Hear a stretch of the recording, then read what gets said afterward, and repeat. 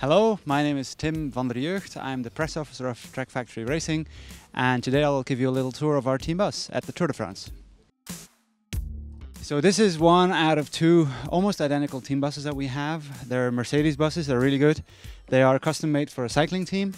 The two buses only are different in the way of the seats are arranged. So this one is 2x2, the other one is more individual seats. Each rider has his favorite spot. Mr. Cancellara always sits at the front here.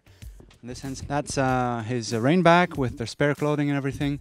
Every rider has his favorite spot. Of course, they're not always racing in the same roster, so it changes sometimes a little bit. The buses are, a little bit like their retreat. It's their the place where they can relax in between the racing, and it's a little bit of their luxury spot, you could say.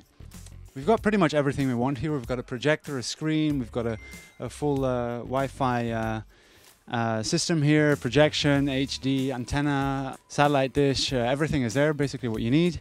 If you follow me, it's all very clever in a way. There's room for lots of places to stock. Helmets, TT helmets, shoes, spare clothing, spare helmets, aero helmets, normal helmets, everything you can imagine. Of course, this part is probably the most important part of a team bus, the coffee machine. This is a little kitchen where we basically heat up food after the race. So the soigneurs in the morning would prepare rice, potatoes, even muesli, fruit, every kind of thing that you may need after a race if you're a pro rider. And then it's all stacked in the little fridge here that we have. There's always fresh fruit, lots of water. Right now there's no food, obviously. The riders can prepare it the way they want. They can have ketchup on it, olive oil, pepper, salt. That's all in the closet that we'll see later. This is not the place where our team chef cooks, of course. He cooks in the hotel kitchens together with the chefs there. This would not be an ideal kitchen, I think, to prepare food for riders. Our bus driver is a very motivational person, so he always has these little signs to make it fun for the riders. Every rider has his own case where he can put his shoes and helmets. It's labeled to their name, of course. We have a possibility to install a Wi-Fi network if we put a local SIM card in. We have Wi-Fi for the riders. Then we have two showers, you can see here. It's not really a spa, but it does the trick. And here's a closet with food, more food, towels. We've got these nice